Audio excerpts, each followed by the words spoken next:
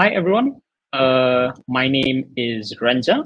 I'm the collaboration coordinator at the Code for All Network, and I want to welcome all of you to Code for All's 2023 Summit. This year holds a special place in the civic tech community's heart as Code for All commemorates its 10th anniversary, culminating in its 4th annual online summit. Whether you're a familiar face or a first-time participant, you should know that the 2023 summit is more than just an event. It's a global convergence that the Code for All core team, along with their 31-member organization, curates each year to foster unity within the global civic tech community. To celebrate their 10th anniversary, the network is kicking off a crowdfunding campaign and turning to their amazing community with a heartfelt ask.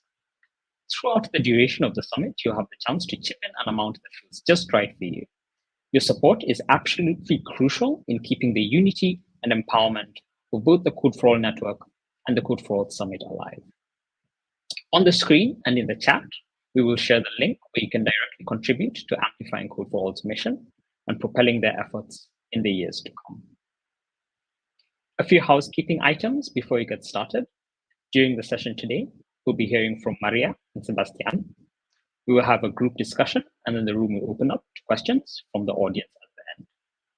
If you'd like to ask any questions during this webinar, please type them in the chat window on YouTube. We'll try to address them during the conversation.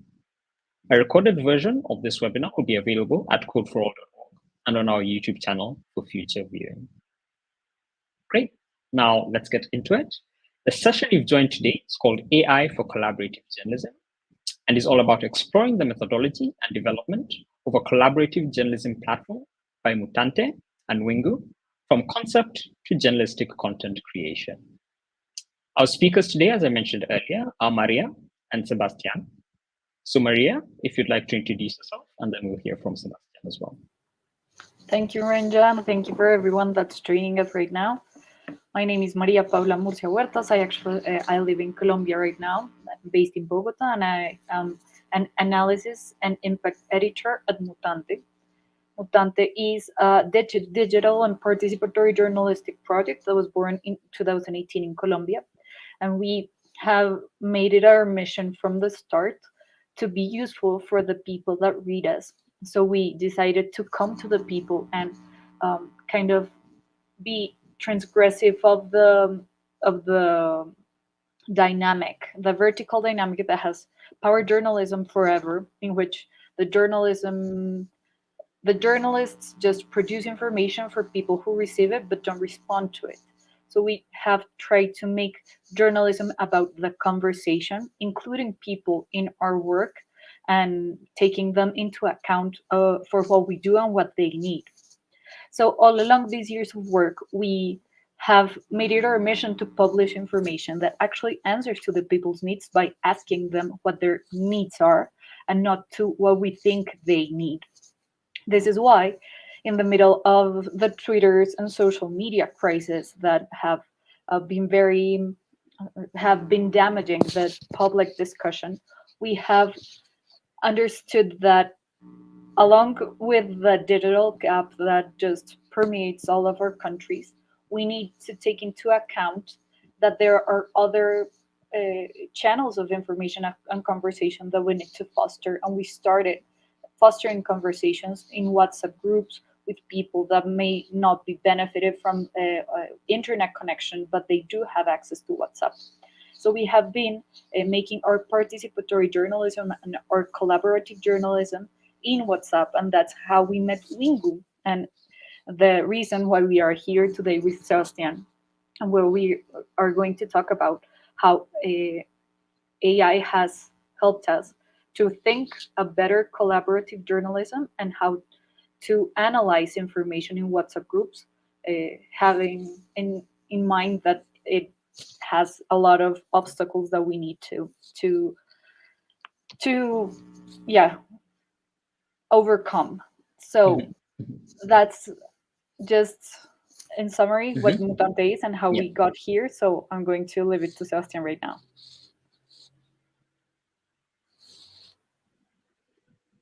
Okay, thank you, Maria. Thank you so much also, Renja. I'm very happy to be here for my first time as a speaker in Code for All Summit, this special edition. I'm very excited to be here and have the opportunity to share a little bit about this project. As Rencha said, my name is Sebastián Neter. I am based in Argentina and currently working as the coordinator of civic and social technology at Wingu. Now, in simple terms and with the aim of resume, I lead a really fantastic team focused on develop technology solution to address social issues, yes, to solve or try to solve at least some social problems. About Wingu, well, Wingu is a social technology organization that believes in the power of digital culture to amplify the impact of social organizations and empower civil society, of course, through technology. We have been around for over 13 years, and during this time, we have partnered with various communities and organizations to tackle a wide range of challenges. These challenges can be from different topics, from human rights or journalism, like in this case, to gender equality, health, climate change, and more, of course. And our approach is all about collaboration. Okay, we don't just develop technology in isolation. Instead, we co-create solutions with our organizations like Mutante and work hand in hand with communities throughout the entire development process. It's, I think, this collaborative spirit that makes our work at Wingu for me so special, but in terms that we believe is the only way to be closer to the impact that we want to achieve through the adoption and concrete use of what we have worked on. So that's a little bit about me and about Wingu. I'm excited to be here today, and I look forward to sharing more insight with you during this panel. Thank you for having me. Thanks so much, Sebastián and Maria as well. I started out my career as a journalist 12 years ago, so it's always exciting to learn how the field is changing and adapting to new technology, and I'm sure our audience as well shares their enthusiasm for the topic today. So I'll start with you, Sebastián, and I just want to understand the approach that you used. How did you use the product discovery approach to come up with this joint solution, and what methodology worked for you? Sure. Well, I can share some insights, I think, into how we use that methodology and technology to address some complex social challenges.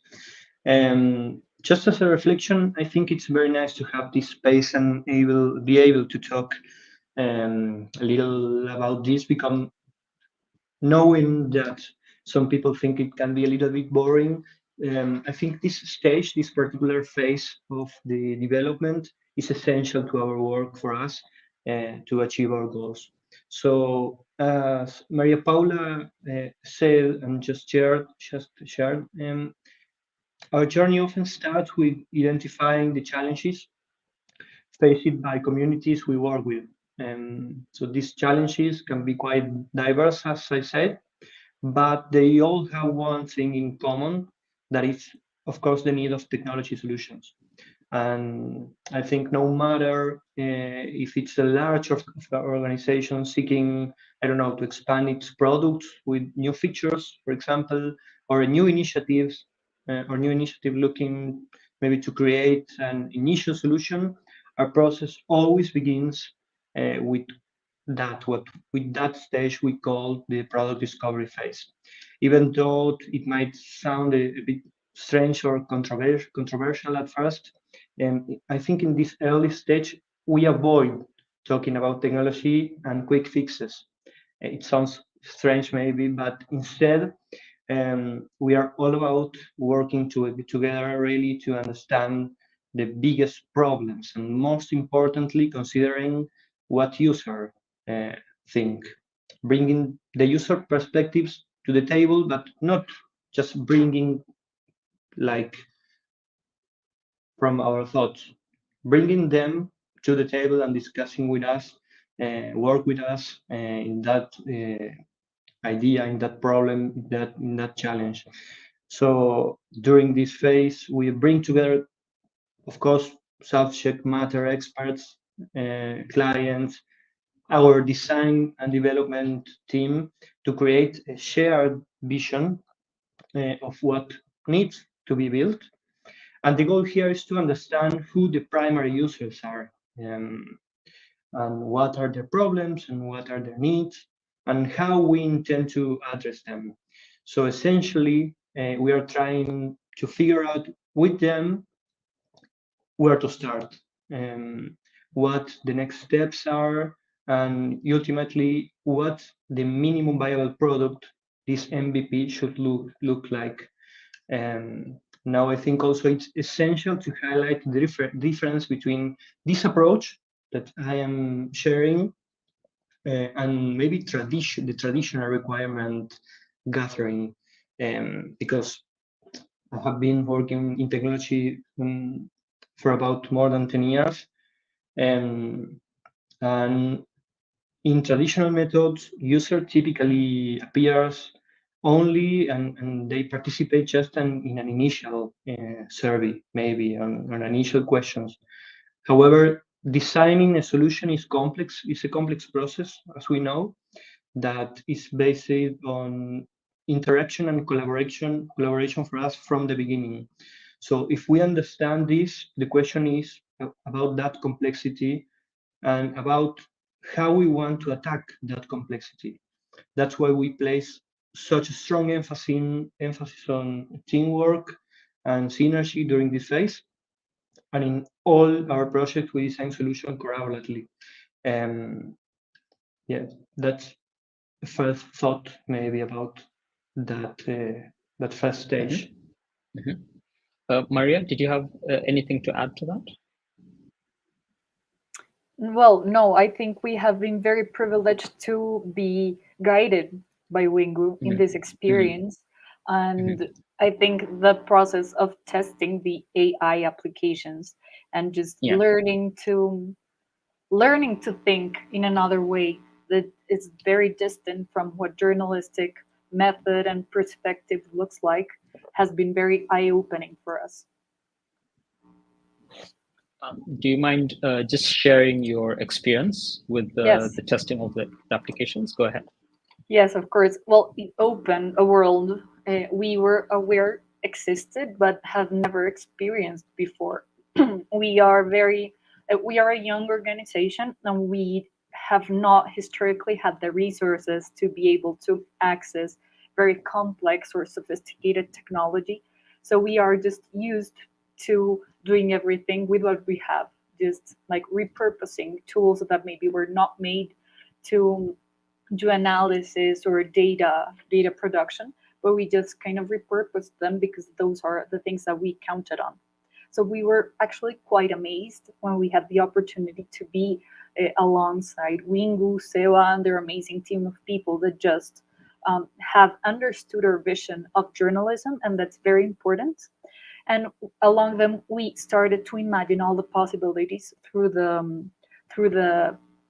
process of imagining the MVP, and we started to think about what we could do with AI and also the ethical implications of doing these things, because we are working with people that may be scared of their because of the safety of their data in a context in which maybe there's corrupt governments, in which violence is a real threat, an everyday threat.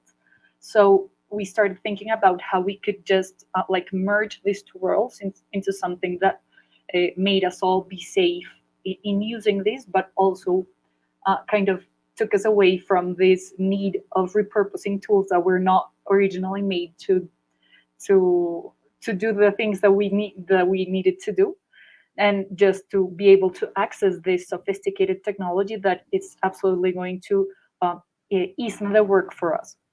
So we learned to think in this different way, and we tried to start to think as the AI so that we could understand it, but most of all, so that we could shape it in our favor, because we very rapidly understood that these AI technologies have a very deep bias embedded in its core that works in many cases against people that are underrepresented in the world, and that is made by people well, in the global north, and that we as people from the global south are maybe, we need to work so that it can be put to our favor and put to the purposes that we need for us, and not for people that have created it with, of course, with bias. I think a very common mistake is to think that AI is absolutely neutral. It is not, and we very, very quickly identified this.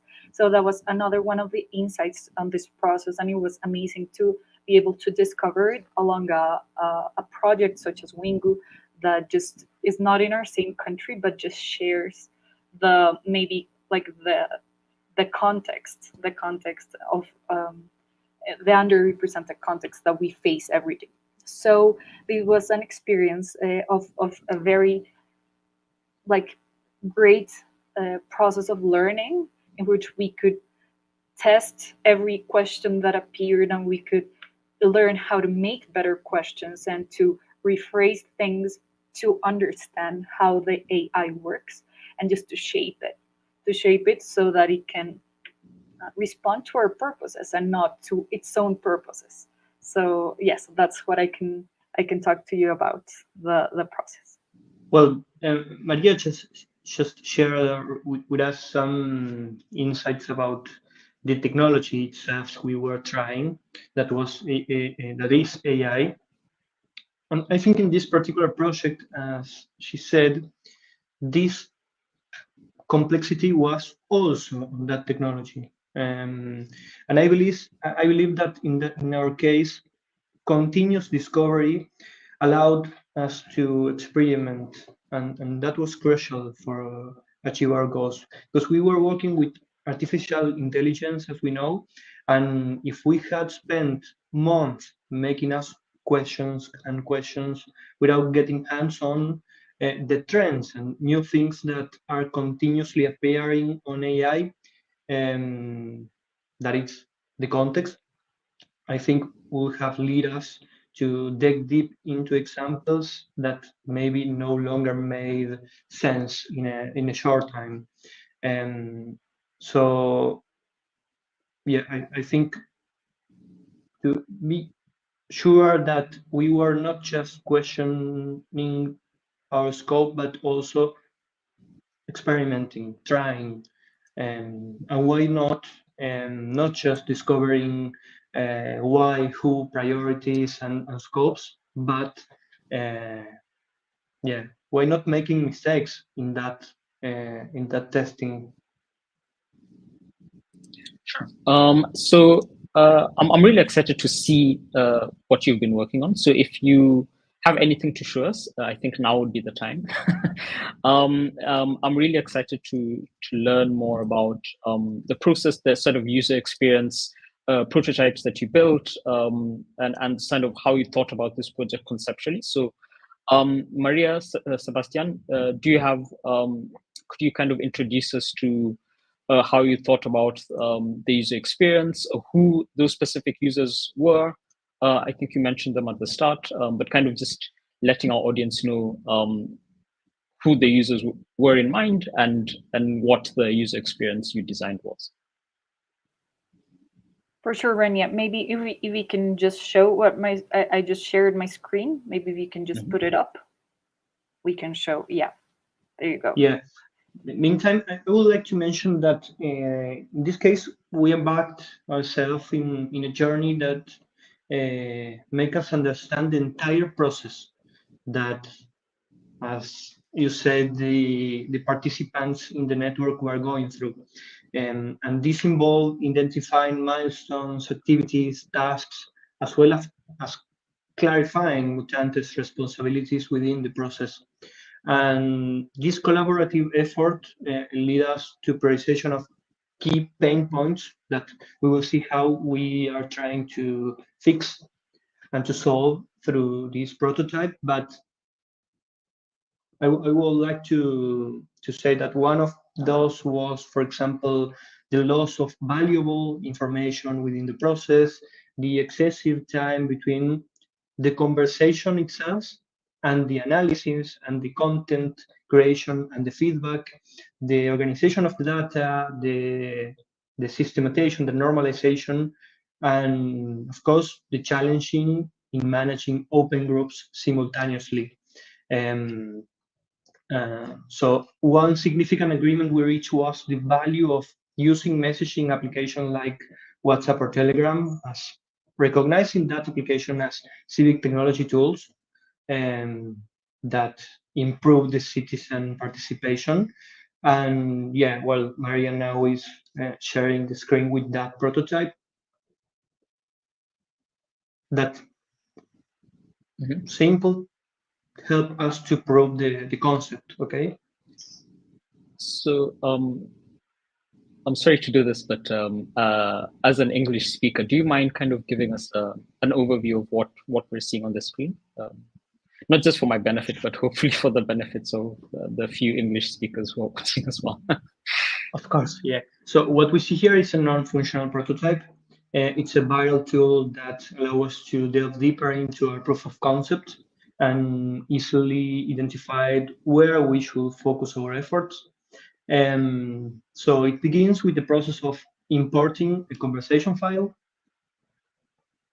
That way, this file should be, of course, anonymized and normalized to protect privacy, to ensure safety, as Maria said, and data integrity. And once the conversation is imported in this text file, we can initiate a query, a question, and analyze it from various perspectives, which Mutante has previously constructed. And so after that query, we can see that different approach or perspectives and like custom instructions, at least, yeah, to perform better the response.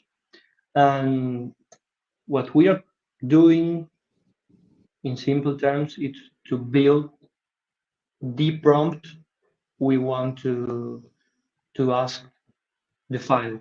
Okay, so yeah, we just pull the query and the AI will answer based not just on the model, but on the custom instructions and on that perspectives that Mutante was built. I think, Maria, you can maybe inspire us about what are that kind of perspectives that we figure out that were important in order to ask the file and to analyze, and also about which is the role of the AI, right? That you find in this process that will help Mutante.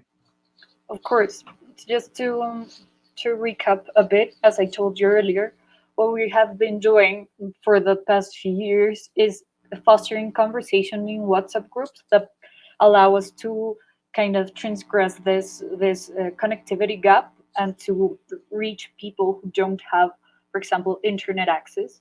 So we just ask questions in these chats for people to answer them and to engage in conversation with one another around topics that we know are useful for us, but also for the people. For instance, in this example you were seeing in the Figma, there's a conversation around hydroelectric power and access to water in one of Colombia's like most regions with the most rivers, and there are a lot of hydroelectric dams there that are used to produce energy, to produce electric power, and this has had like very huge impacts on people's health, on nature's health. So we know this is a public concern, and we foster a conversation through that. When the conversation is over, we just download this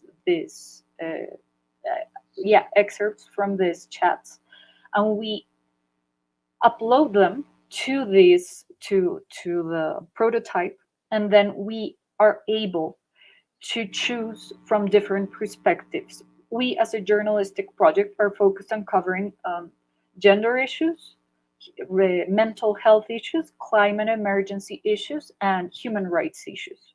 So we have built the perspectives that we want to analyze those chats from by just taking into account all of these topics that we cover in our daily jobs. So if a minute please, if I show you here, are the perspectives you're going to see. Mutante, that's kind of like the general perspective. Of course, this is only a prototype. These might change in the future, but for now, these are the ones that we have built. Derechos humanos, which means human rights. Feminista, which is like a kind of perspective that we find very, like suitable for analyzing gender issues. And ecologista, which means like an ecology activist. So these perspectives are just built to kind of make of these prototype powered by AI an investigation assistant, so that we can just make our analysis work much shorter, because what we used to do was to download these chats and just manually analyze them. Now, so we kind of highlighted similar topics with colors so that we could just find how many times a word was said in the chat, or what topics were like recurrent, and that was not practical at all. It took us days, and as Seba was mentioning, we lost information in the process. And as I told you earlier too, our ultimate goal is to give back to the people that participate in these chats information that has been nurtured by their own conversations, but that can solve the problems that they identify in those chats. So the time that it took from the time we downloaded the chat to the time we were able to give back information after analyzing all of what we have spoken, and that we could just like triangle with information from other sources to provide like verified information that could help them solve their problems. That period of time in the process was very long. So we are trying to build this tool to make that process shorter, and to just kind of use the AI to perform the tasks that maybe perform without just eliminating us from the process, because that's not the idea. The idea is that it works as an investigative assistant, and not as someone who is just going to replace the human mind from it all, because that's not the process. And we have decided in this discovery process that we don't want it to be that way. So yeah, I hope it was kind of clear this explanation. Yes, it was.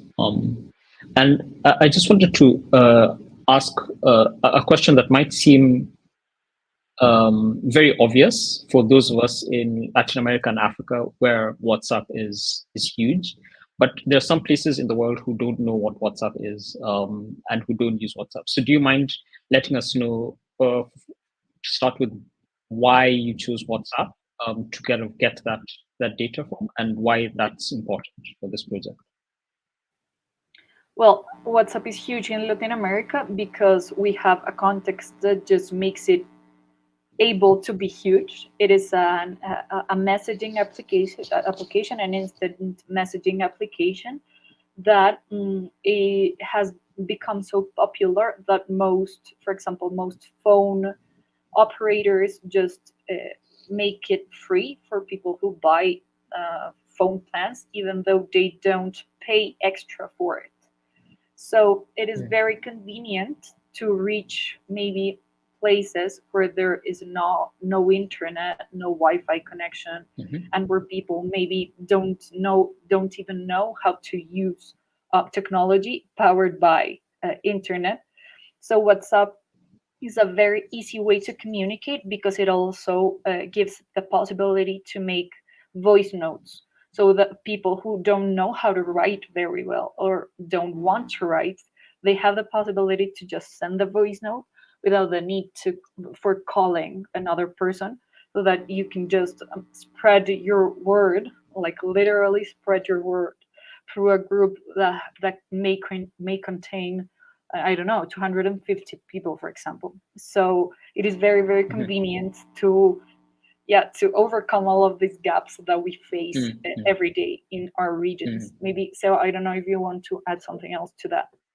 No, I think it's a very interesting question because, in the one hand, of course, as Maria Paula said, well, actually, Mutante had a story with WhatsApp and these communities that I think, a couple of years ago, right?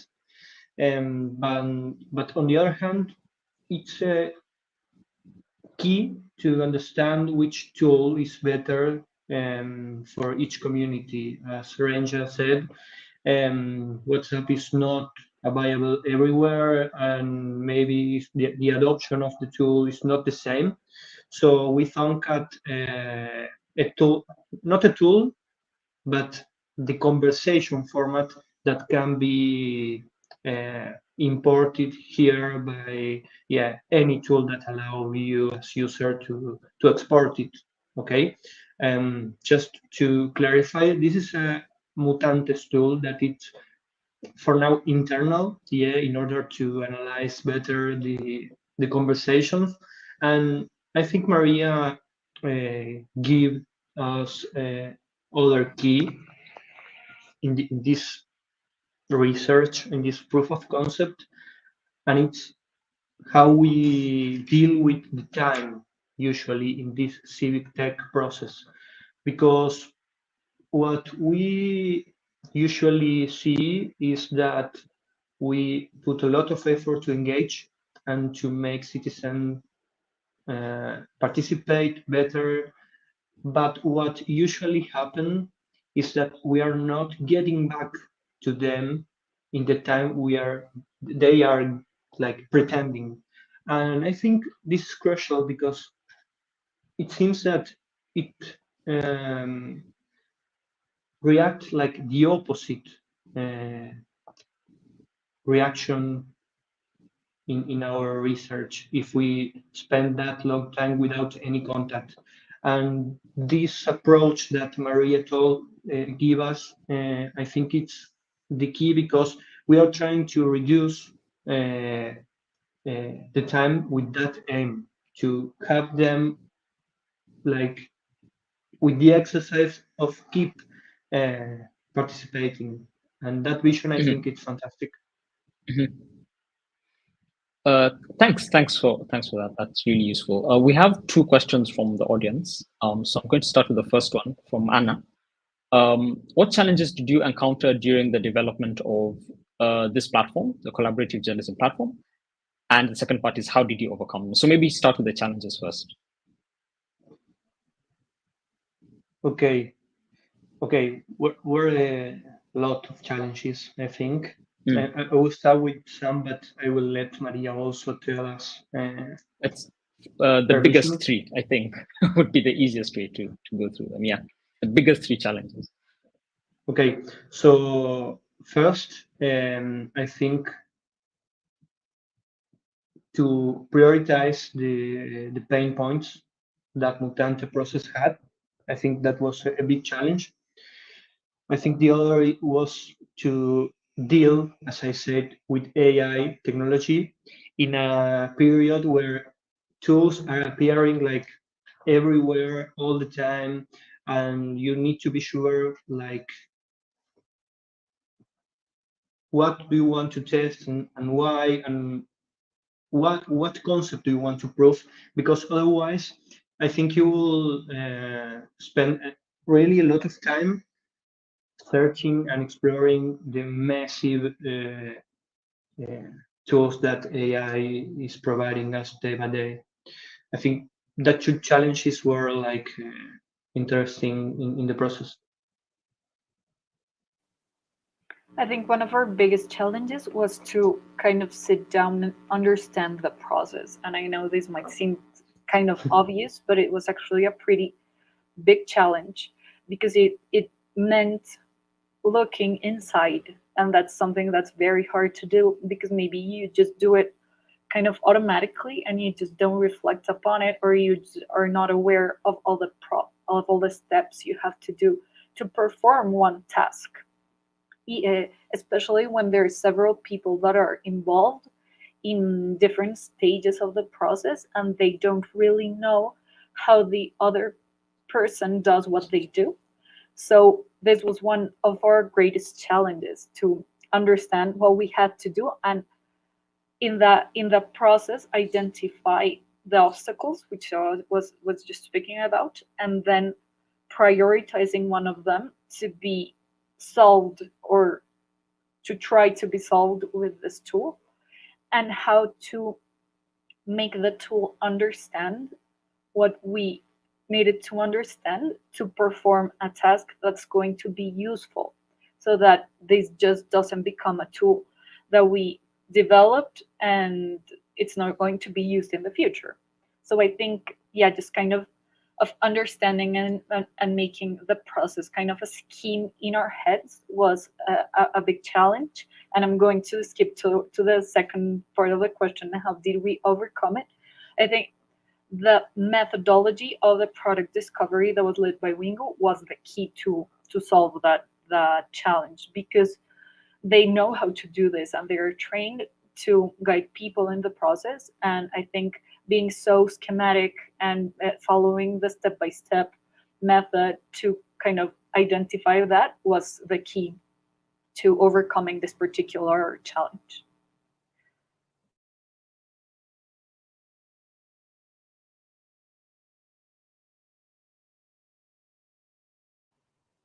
Renja, you're muted. Rookie mistake. You'd think after 3 years I would know how to unmute myself, but apparently not. So apologies for that.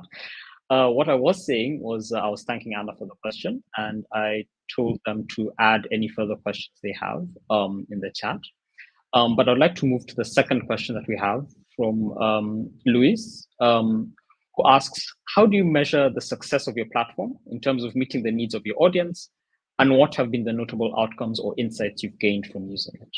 So I guess the first part, let's start with that. I think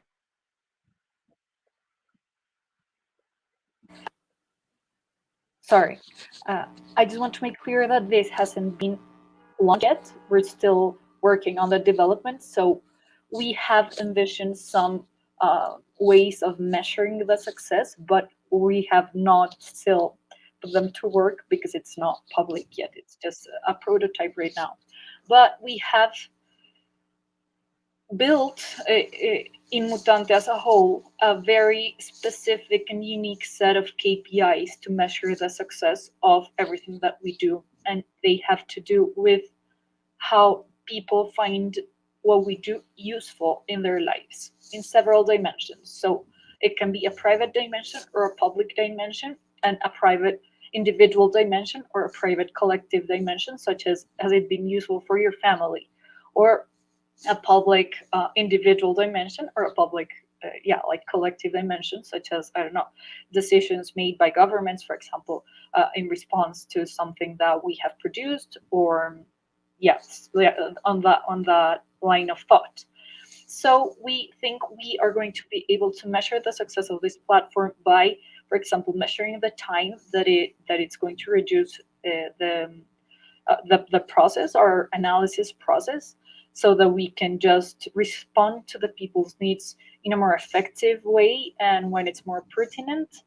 And also how people think if people think it is useful or not useful. And with people, I mean internal people, such as my team, for example, and external people, such as the people that are receiving this information, so that we have designed an indicator that we're just testing, that is, how useful has this been for you. And that's our primary measurement of success. Has this been useful? Have you used it also? And I think we're going to go through that line to measure our success. But that's for Mutante. I know Wingu for sure has other ways of measuring success. So yeah, Seba, go ahead. No, but I think, thank you for clarifying that it's a proof of concept that we are trying to figure out, actually. I think that through testing, also testing different AI models, we were able to understand what works for us and what doesn't, of course. And I think there is also, of course, the time key and the time variable to understand if it works, but also the different kind and types of content we can create through this tool. Because before, maybe we should just uh, put our focus and effort in one type of, but now with this we will be able, Mutante will be able to create maybe content for social media, content about journalism, about media. So this different approach, I think, also will make a huge difference. Yeah, I hope that answers Luis's question. And Shahiru, I hope I'm saying that right, says it's not a question, just an opportunity to learn.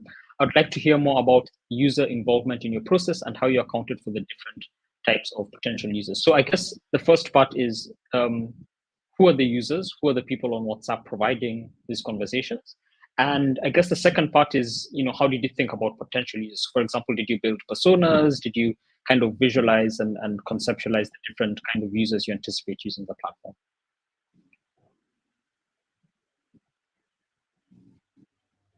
Sebastián, Maria? We like to start Maria with just with the first part Yeah. at least, Okay, about yes, who yes. are the conversation users. Yeah. Yes, and I want to make a distinction here. That one thing are the people who are involved in the conversation in these WhatsApp groups. Those are just common people, just as you and me, people that are interested in some subjects and that just come to a virtual gathering and are reunited in a virtual space. That's a WhatsApp group. But actually, the users for what we are testing right now are Mutantes, members of Mutante's team, because people in the WhatsApp groups are not using this tool. This tool is just for our internal use to analyze what happens in those conversations. So I wanted to make that distinction because it would be so much more difficult if people in WhatsApp groups were the ones that were using this. But no, it's just Mutante's team, and that makes it a much smaller group that's easier to to envision potential as a potential user. But yes, I just wanted to make that distinction, and so go ahead. Sebastián, do you have anything to add? Yeah, thank you, Ranger. So yeah, definitely we make personas, for example, and we make maps of people, personas. We characterize possible users. We make empathy maps to understand them, and finally, of course, we make them participate in the process. And why? I think to build with them things like user story mappings, that it's finally a step-by-step a path of each user in the solution. And with all that insights, we make the solution. It's very different, the approach, if we count with them in that process, besides building it just on our experience. Okay. So yeah, that's I think a very important distinction that you made between the WhatsApp group and the people who you envision as users. I have a question about the AI that you're using, and obviously the big conversations around AI and like large language models is what are they trained on?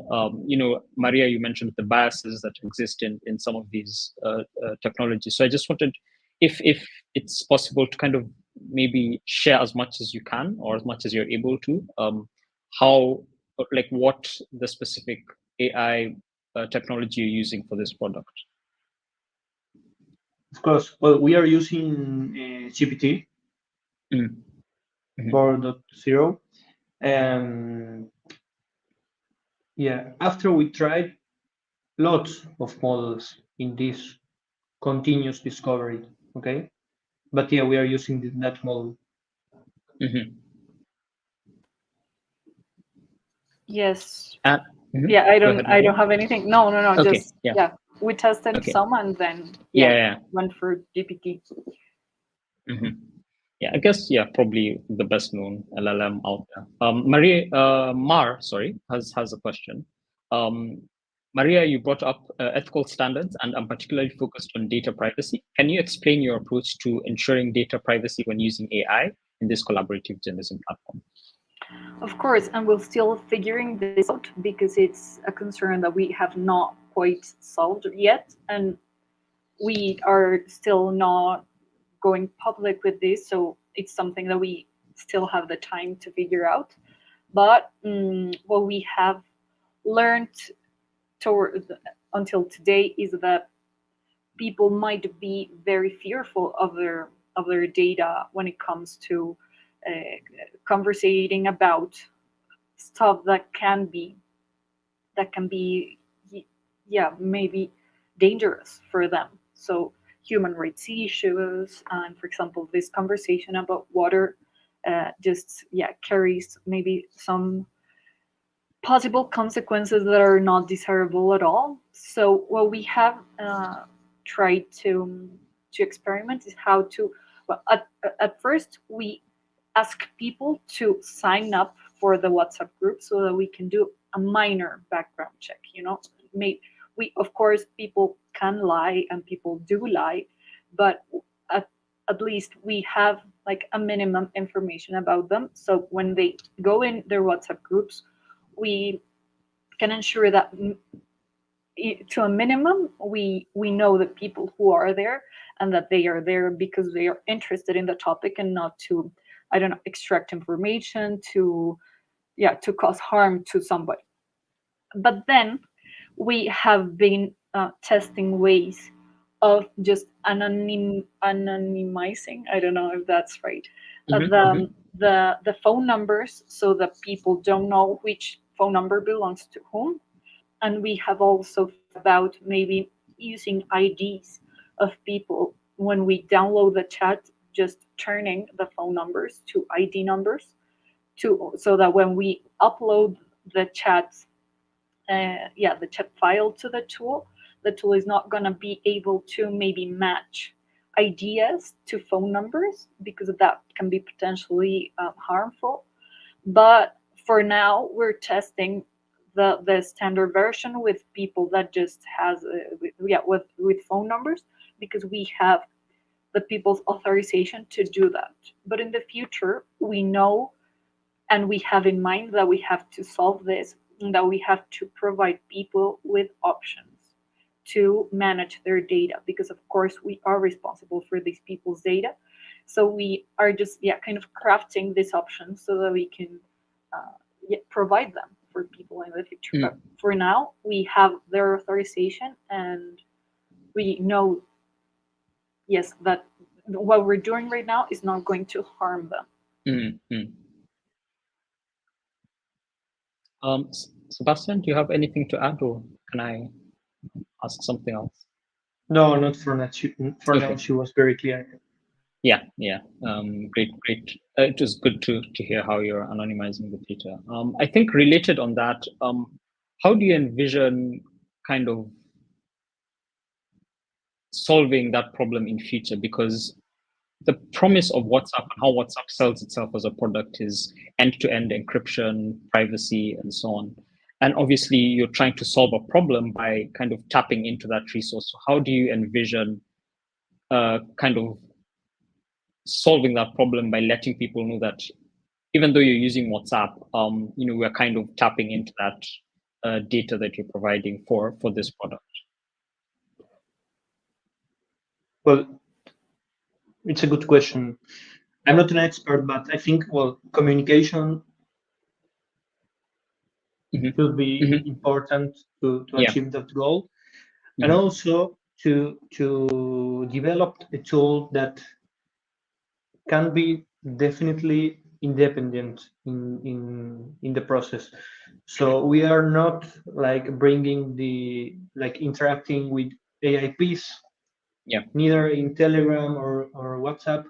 We are making a process that allow us to anonymize, as Maria said, the data, and then import the numbers, or the IDs or the conversation.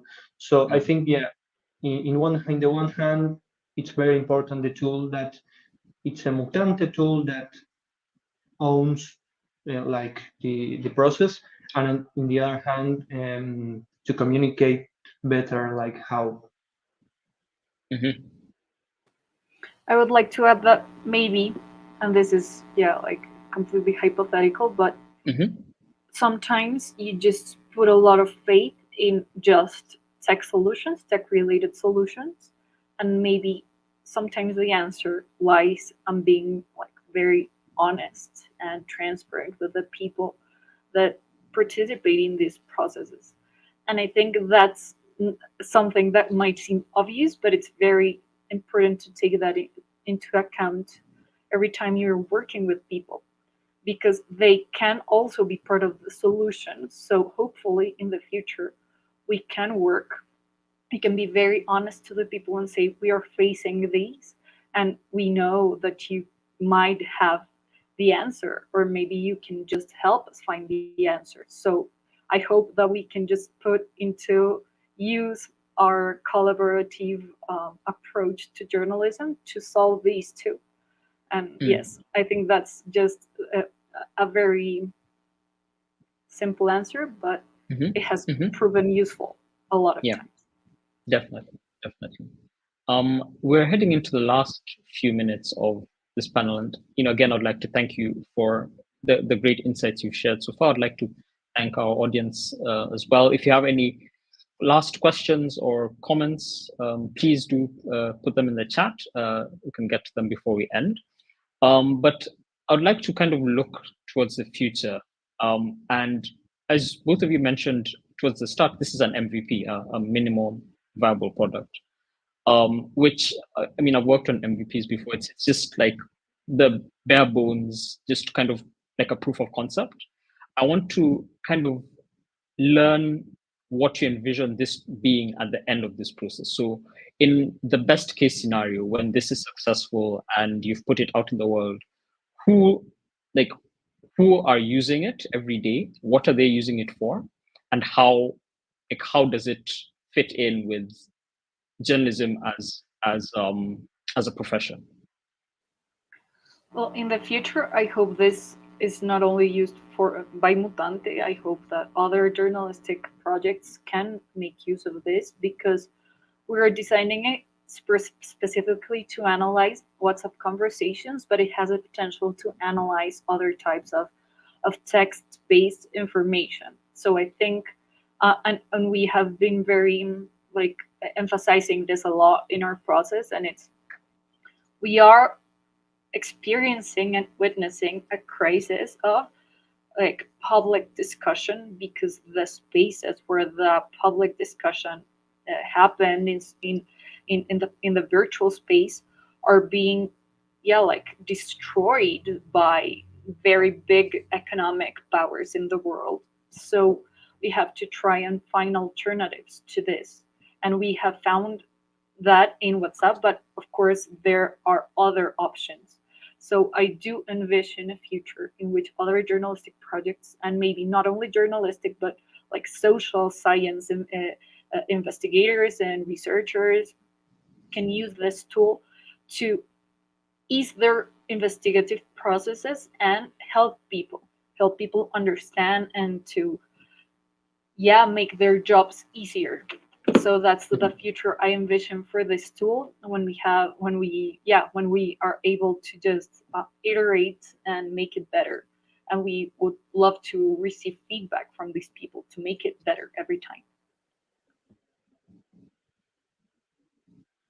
Well, for my part, I think the first next step will be to have that MVP, because now it's just a proof of concept that is a very, very important step, of course, but now we have to develop, we want to develop the MVP.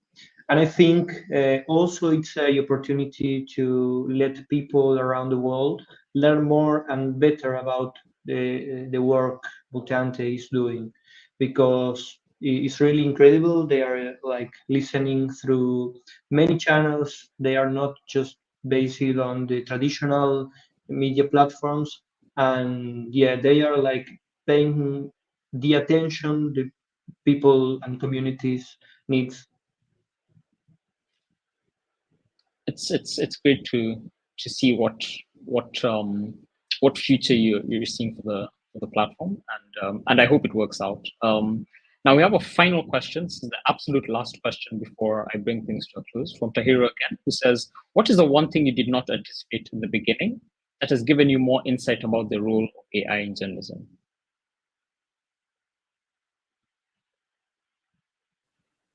I think that it has to do with what AI is capable of. I think we did envision AI as a very useful tool, but we didn't actually know what everything that it is capable of. And we were kind of overwhelmed by it because the first time that we met with Seba and his team, they said like, okay, what you are saying that you want the tool to do is of course possible, and not only possible but quite simple, to be honest, because you're just not like thinking outside the box. And I think right now what we are very grateful for is having like these mentors at Wingu that have walked us through the process of thinking outside the box, and knowing that thinking outside the box can be very useful, but it also has to be done carefully to take into account the ethical implications, but also the limitations that we might face, because of course you cannot just leave the AI to its own accord, because it needs somebody to have it there. So I think that's it. Sebastian, any last words? Yeah, I think that we were going, I mean, we didn't knew that we need to cut and focus on that proof of concept scope at the beginning, because otherwise the scope was unlimited given the capabilities of the AI. So yeah, that was huge. Yeah. The power of AI. I think we're all starting to learn that now. I think that's it from us. I'm just going to bring the session to a close now. Thank you again to Maria, Sebastian. Incredible discussion we've had. Thank you to everyone in the audience, Luis, Anna, Tahiru, Mar. Thank you so much for your participation. So I'm just going to tell you about a few things before I sign off. Over the last 10 years, the Code for All Network has been the driving force behind building the largest civic tech community where organizations collaborate and share skills, strategies, and resources without constantly reinventing the wheel. Enthusiasts like you and I can tap into this collective knowledge, connecting across countries and backgrounds to learn what others are doing and amplifying our impact. We want you to be a part of this.